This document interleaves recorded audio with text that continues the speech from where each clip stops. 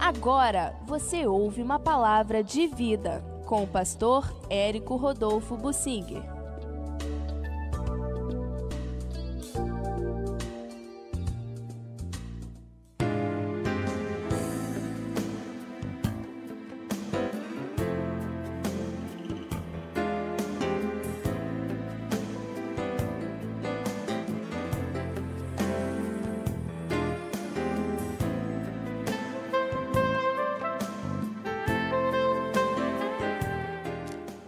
Eu quero falar sobre o desejo do apóstolo Paulo de ir para Roma, ajudar os cristãos a terem uma melhor compreensão do evangelho da vida cristã e para terem um rumo, uma direção na sua vida. Ele estava aparentemente em Éfeso, quando escreveu essa carta aos Romanos. É uma das primeiras do Novo Testamento, talvez a mais concentrada em doutrinas, em ensinamentos teológicos a respeito do que é o cristianismo. Segue aproximadamente uma ordem didática, colocando os vários assuntos teológicos, e é um compêndio muito rico de ensinamentos teológicos, a carta que o apóstolo Paulo escreveu aos cristãos de Roma. Ele nunca tinha estado lá, ou pelo menos na vigência do cristianismo, mas provavelmente nunca tinha estado mesmo lá. Ele era um cidadão romano da cidade de Tarso, que ficava ali na esquina com o Oriente Médio. A Turquia, a Ásia Menor, pode ser considerada também parte do Oriente Médio, mas a cidade de Tarso ficava ali naquele canto da Turquia, pertinho da Síria, que já é considerada mais próxima de Israel. Provavelmente ele não tinha ido a Roma, mas ele já tinha ido a Jerusalém e tinha se instruído aos pés de Gamaliel. Quando ele se converteu, teve uma caminhada assim bem diferente dos demais. Ele deu testemunho da conversão, foi para o Monte Sinai, na Arábia, para ter um retiro espiritual, passou 3 anos ali, depois voltou dando testemunho do Senhor, mas acabada aquela fase inicial de testemunho, de conversão, ele foi para Tarso e não se sabe o que ele fez lá. 14 anos depois da sua conversão, ele foi procurado pelo Barnabé, que estava na cidade de Antioquia, pertinho ali de Tarso, de onde o Saulo era, e ele foi buscar o Saulo. Ele achou que ele tinha potencial de crescimento, e como teve, né? Virou o apóstolo Paulo, porque o Barnabé investiu nele. Isso para nós é muito importante, como nós devemos acreditar e ensinar para as crianças. Eu acho pouquíssimos crentes, eu encontro pouquíssimos crentes que gastam tempo com uma criança, sentados ali com a Bíblia, contando histórias, explicando a fé cristã. Parece que os nossos irmãos crentes adultos não têm paciência de acreditar, de ensinar para as crianças, mas também eles não têm paciência de ensinar para os cristãos fracos, os cristãos novos. Os mais antigos deveriam se assentar junto aos novos e contando a sua experiência, orando com eles, lendo a Bíblia e comentando sobre vários assuntos da Bíblia, passando toda a sua experiência e o seu conhecimento para os mais novos. Isso é fundamental, é discipulado. Hoje, infelizmente, nem os pais cristãos estão fazendo isso com seus filhos, mas deveríamos todos nós fazermos isso, todos nós cristãos fazemos isso com os novos, nos assentarmos com eles e contarmos as histórias, contarmos aquilo que conhecemos da Bíblia. Isso é o que deveríamos fazer. E o Barnabé fez isso com o Saulo e valeu, e o Saulo então já tinha se convertido, mas foi agregado à equipe de líderes da igreja em Antioquia. No final de um ano, a igreja cresceu muito, se estabeleceu, se estruturou, e Deus disse: agora é necessário que os principais líderes, o Barnabé e o Saulo, sejam separados para lançar as bases da igreja em outros lugares do mundo também. Isto é, a obra missionária ou apostólica. E eles foram enviados para fazer esse trabalho. Ambos foram chamados apóstolos, que quer dizer enviados, missionários, para lançar a obra de Deus em outros lugares, e foi o que eles fizeram. Mas quando o Paulo ainda estava ali pela Ásia no seu trabalho, ele escreveu essa carta aos Romanos, e nela, logo no primeiro capítulo, ele manifesta a sua intenção.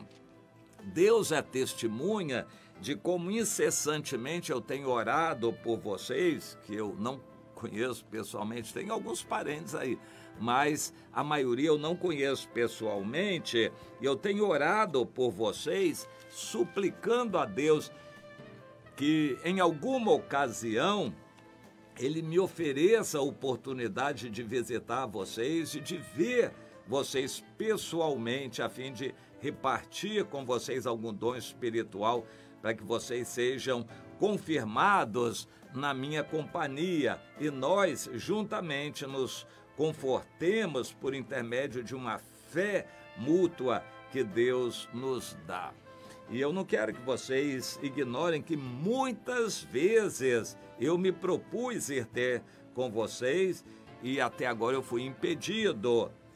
Eu desejo conseguir algum fruto entre vocês, como também eu tenho conseguido entre muitos outros gentios, porque eu sou devedor a gregos e bárbaros, sábios, ignorantes, e o quanto em mim estiver, eu estou pronto a anunciar a vocês o evangelho também em Roma.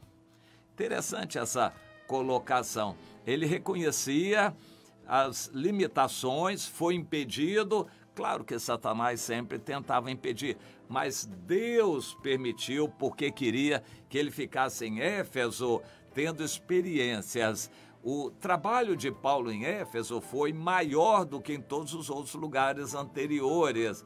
Em Éfeso, ele estava mais firme na liderança, com uma visão mais ampla, ele conseguiu fazer discípulos mais fortemente, discípulos que permaneceram, discípulos que saíram para fazer discípulos. Um exemplo disso foi o Epáfras, que saiu para o norte da Ásia Menor, e lá ele fundou a igreja de Hierápolis, Laodiceia, Colossos, igrejas que permaneceram. O Epáfras era um discípulo de Paulo, que fez discípulos, foi líder, fundou igrejas. Deus quer nos ensinar neste caminho de fazer discípulos que fiquem firmes e que façam outros discípulos. Eu conheço muita gente que gosta de fazer reunião, mas não permanece fruto nenhum da reunião, não fica uma pessoa firme e perseverando, porque eles gostam de assistir reunião, principalmente quando não deixa nenhuma responsabilização, e depois vão-se embora e não permanece ninguém. E assim, no meu entender, todo esse trabalho é vão. Um trabalho que não dá fruto, ou dá fruto e o fruto não permanece, é um trabalho vão. Paulo não sabe das primeiras igrejas que ele fundou se muito fruto permaneceu.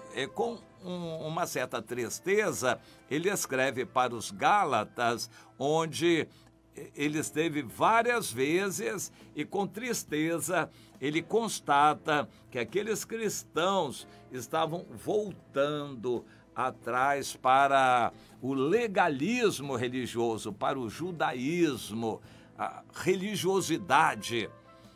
E Paulo ficou triste com isso, escreveu na carta aos Gálatas, mas em grande parte era erro dele, embora ele tenha voltado várias vezes, insistido, ensinado, mas ele precisava aprender muito mais. Em Éfeso ele aprendeu bastante. Deus tinha para Paulo permanecer em Éfeso antes de ele ir para Roma. O trabalho em Roma seria muito mais complicado, maior, mais amplo do que o trabalho em Éfeso. Quando finalmente Paulo foi para Roma, ele foi preso.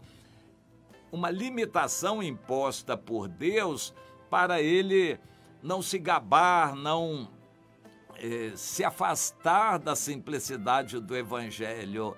Ele poderia com facilidade se ensoberbecer, mas Deus não permitiu que isso acontecesse. Então Paulo foi preso. Preso, ele estava bastante limitado.